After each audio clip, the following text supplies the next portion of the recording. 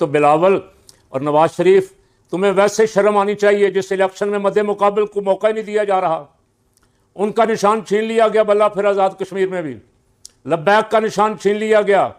امیدواروں کو الیکشن نہیں لڑنے دیا جا رہا, جھنڈا نہیں پکڑنے دیا جا رہا, دفتر نہیں کھولنے دیے جا رہے. یہ کیا الیکشن ہے؟ بسم اللہ الرحمن الرحیم نحمدہ ونصلی ونسلم علی رسولہ الکریم. تمام دیکھنے اور سننے والوں کو السلام علیکم ورحمۃ اللہ وبرکاتہ. اللہ پاک حضور رحمت عالم صلی اللہ علیہ وسلم کی ساری امت کی خیر فرمائے.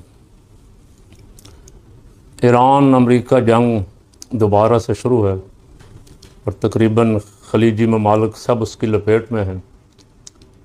عالمی مارکیٹ میں ابھی خبر چل رہی ہے کہ تیل کی قیمتیں 4% اضافے کے ساتھ اس وقت چل رہی ہیں.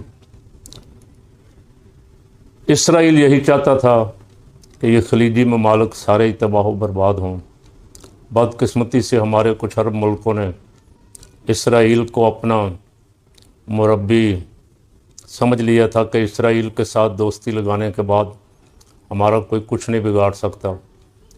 حالانکہ میری سوچ یہ ہے کہ اگر ایسا نہ ہوتا, اسرائیل کے ساتھ یہ دوستی نہ لگاتے امارات وغیرہ, تو کبھی بھی ایران ان پہ حملہ نہ کرتا. ایران کے ڈر سے کہہ لیں یا کسی اور کے ڈر سے, یہ نام کے تو مسلمان ہیں لیکن ان کی دوستیاں یا انڈیا کے ساتھ یا اسرائیل کے ساتھ, اور اڈے ان کے امریکہ کے پاس, کویت میں, اردن میں, بحرین میں اور امارات میں, قطر میں, سب ملکوں میں امریکہ کے اڈے کس لیے ہیں؟ ان کو کس ملک سے خطرہ ہے؟ ان کو تو اسرائیل امریکہ سے ہی خطرہ ہے جن کو اڈے دے کے پہلے ہی قبضہ کروائے بیٹھے. تو یہ آگ آہستہ آہستہ پھیل رہی ہے اور عرب ملکوں میں بھی تباہی آئے گی. ظاہر ہے وہاں سے جہاز اڑ کے آ کے ایران پہ حملہ کریں گے, امریکہ وہاں بیٹھ کے اٹیک کرے گا تو ایران جوابی وار وہاں ہی کرے گا جہاں سے اس پہ حملہ ہو رہا. بہرحال دعا ہی کرنی چاہیے اللہ تعالیٰ مسلمانوں پہ رحم فرمائے. اور جو مسلمان ملکوں کے بادشاہ غیروں کے ایجنٹ اور ٹراؤٹ بیٹھے ہوئے ہیں, مسلم امہ تو ان سے تنگ ہے لیکن انہوں نے قبضے کیے ہوئے ہیں, مستقل پکے قبضے کیے ہوئے ہیں. نہ کوئی الیکشن, نہ کوئی شورا, نہ کوئی سوچ بچار, نہ کوئی کسی کا حق. بادشاہتیں قائم کی ہوئی ہیں اور بادشاہتیں امریکہ کہتا ہے میں نے ان کی قائم کروائی ہیں.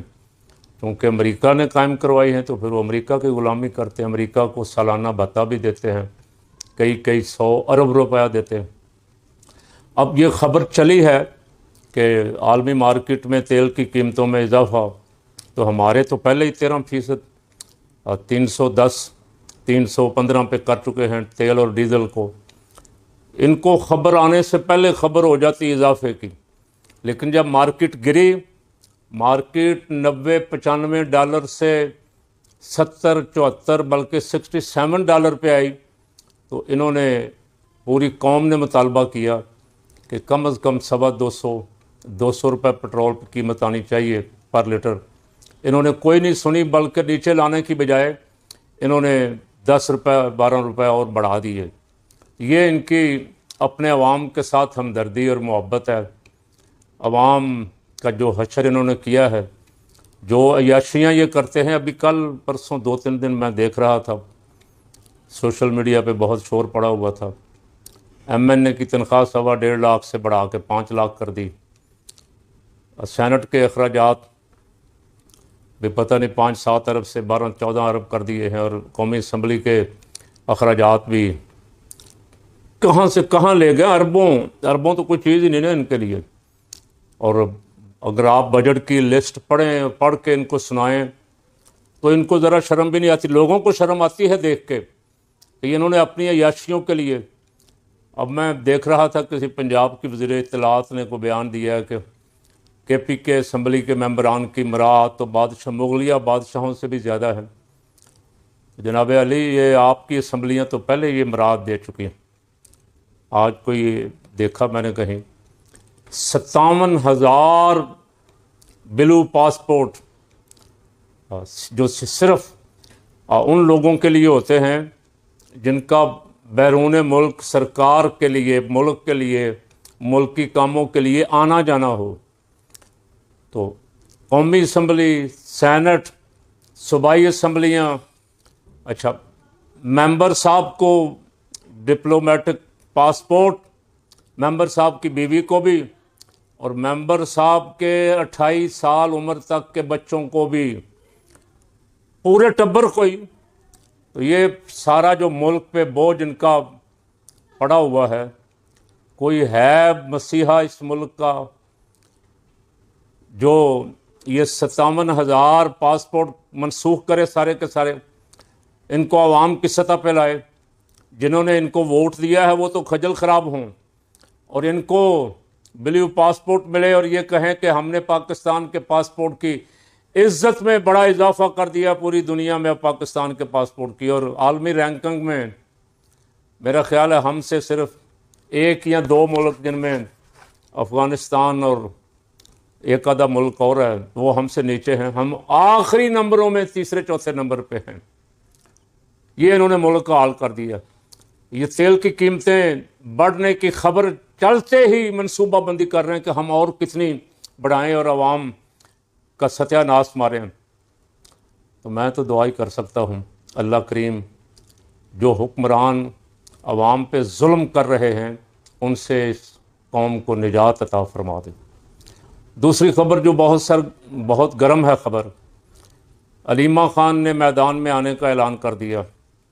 سہیل افریدی جب آیا تھا تو اس نے کہا کہ میں سٹریٹ موومنٹ چلاؤں گا، گلی محلوں میں تحریک شروع کروں گا. میدان میں نکلا، لاہور میں بڑی پذیرائی ملی، کراچی اور حیدرآباد میں اس سے بھی زیادہ پذیرائی ملی، لیکن آہستہ آہستہ آہستہ وہ بھی ظاہر ہے ایک جال ہے یہاں، اس جال میں پھنستے وہ چپ کر کے بیٹھ.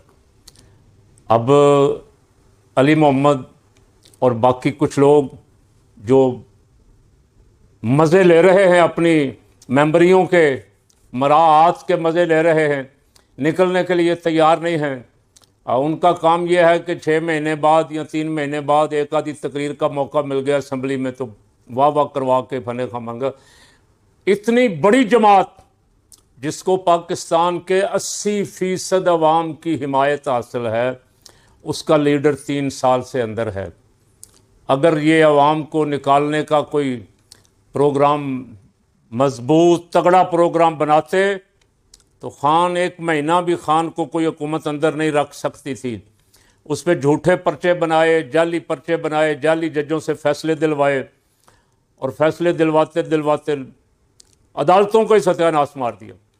اب آج عدالت کے آئینی بینچ نے منال ریسٹورنٹ کے اسلام آباد کا قاضی فائز عیسیٰ کا فیصلہ کالعدم کر کے اسے دوبارہ اجازت دے دی ہے. وہ منہدم کرنے، گرانے، تباہ و برباد کرنے کا آرڈر دے گیا تھا. ایسے ہی جسٹس گلزار نے کراچی میں ایک پلازے کا ستیہ ناش مار دیا. اب اس کو بھی آنے والے ججوں نے اس فیصلے کو بھی کالعدم کر دیا. تو یہ کوئی کون پوچھے گا کون ان کو کہ یہ جو فیصلے، غلط فیصلے، جیسا قاضی فائز عیسیٰ نے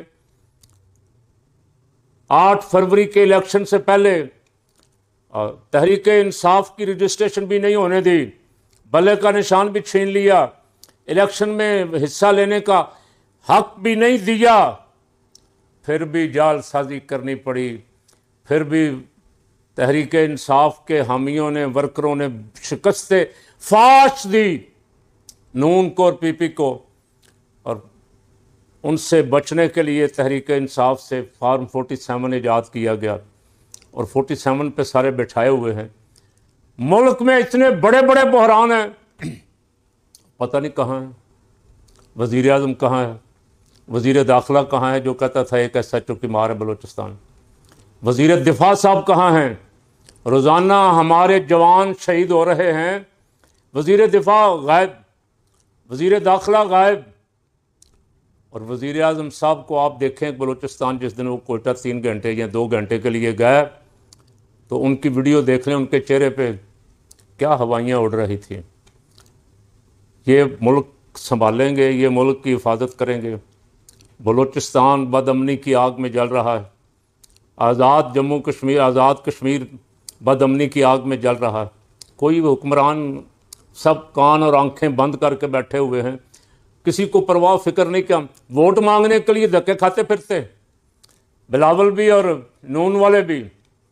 और जो हशर हो रहा है अवाम में, अभी तो ये बाहर निकलेंगे तो पता लगेगा ना। ये प्रोटोकॉल में सरकारी सिक्योरिटी लेके जलसा जुलसा बंदे ला के बाहर से करके कहेंगे कि हमारी बड़ी मकबूलियत है आज़ाद कश्मीर में। और ऐसा इलेक्शन लड़ते हुए तो बिलावल और नवाज शरीफ, तुम्हें वैसे शर्म आनी चाहिए जिस इलेक्शन में मद्दे मुकाबल को मौका ही नहीं दिया जा रहा।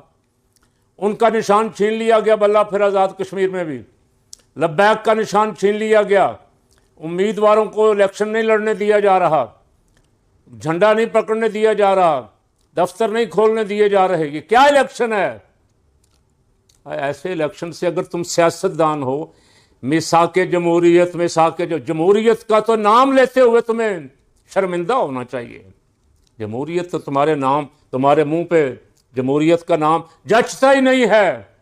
अगर तुम जमहूरी लोग होते तो ये आज़ाद कश्मीर का मसला पहले हफ्ते ही हल हो जाता। वो मुज़ाकरात में बैठने के लिए तैयार हैं, पहले भी बैठे आपके साथ।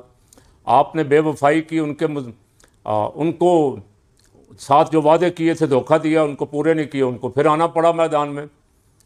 अब फिर अगर आप उनके साथ बैठ जाते तो इतने दिन हो गए हैं, दुनिया को मौका मिल रहा है, लंदन में, बरतानिया में, मुख्तलिफ जगहों पे कश्मीरियों के हक में और पाकिस्तानी हुकूमत के खिलाफ मुजाहरे हो रहे हैं।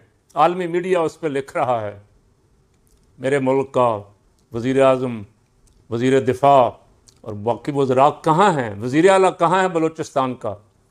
अभी तक अख्तर मैंगल, महमूद अचकज़ई और कुछ पुराने सियासतदान जो मुहिब वतन हैं मौजूद हैं, उनसे मदद ली जा सकती थी, वो भी चीख चिल्ला रहे हैं। अख्तर मैंगल ने तो इस असम्बली से इस्तीफ़ा भी दे दिया और जितनी मराहत और 78 लाख के करीब जो कुछ तनख्वाहें और अलाउंसेस वगैरह मिले थे सब वापस कर दिए आके। किसी को परवाह नहीं, किसी हुक्मरान को फिक्र ही नहीं। दौरे फरमा रहे हैं, कतर के दौरे में पूरा जहाज भर के ले गए हैं। अय्याशी वाला कोई काम हो, ऐशो इशरत वाला, सैर सपाटे वाला, तो एक से एक बढ़ के। जाती उम्रा में जी नहीं लगता, ये भाग के ज़रा थोड़ी सी गर्मी आती है, नथिया गली, मरी, पूरा टब्बर। तो जो जिन 12 करोड़ अवाम के नुमाइंदा हैं आप पंजाब के, आप बकौल आपके, उनको भी साथ मरी ले जाया करें। वो इस गर्मी में यहाँ ही मरते रहें, कई कई घंटे की लोड शेडिंग, और आप भाग के पूरा फैमिली, पूरा टब्बर जो है मरी, नथिया गली। और अब कतर में अफसोस करना, खाली प्राइम मिनिस्टर भी जा सकता था, कोई एक आधा फर्द घर का जा सकता था, पूरा टब्बर सब जहाज भर के ले गए हैं और मर्जी से जाएंगे, मर्जी से आएंगे। मैं बात कर रहा था, अलीमा खान मैदान में निकल आई है। तहरीक इंसाफ में छुपे हुए गद्दार, छुपे हुए टाउट, छुपे हुए एजेंट जो आवाम की तवक्कुआत पे पूरे नहीं उतर सके, जिनको पीटीआई के कारकुन जिनकी खबर ले रहे हैं सोशल मीडिया पे कि ये अपनी मराआत के लिए, अपनी मेंबरियों के लिए, ये सारे खंबे जो हैं ये इमरान खान के साथ गद्दारी कर रहे। इमरान खान की आंख, शोर पड़ा, हंगामा हुआ, अच्छा भला कि 85% बिनाई ख़त्म हो गई, अस्पताल शिफ्ट नहीं किया जा रहा, लेकिन ये खंबे टच से मस नहीं हुए। उसकी बहनें मंगल के दिन, जो मुलाकात का दिन है, जिसका कानून उन्हें हक देता है, वो जाती हैं, उनको मिलने नहीं दिया जाता। वो बाहर बैठ बैठ के रात वाटर कैनन से उनको पानी मार के गिराया जाता है, या सर्दियों की रातों में भी उनके साथ पानी मार मार के जुल्म करते रहे। वो बेचारी ज़ाहिर है उन्होंने बैठना, उनका भाई है। पार्टी वाले तो गद्दारी और बेवफाई कर रहे हैं। काफ़ी सारे लीडर, मैं नाम किसी का नहीं लेता, लीडरों को भी पता है कौन कौन बंदा 2 नंबर है, किस किस की गोटी कहाँ फिट है। ज़ाहिर है मजबूर होके वो बहनें बाहर निकली। 2 दफ़ा अली अमीन गंडापुर जुलूस लेके आया और आवाम को छोड़ के भाग गया।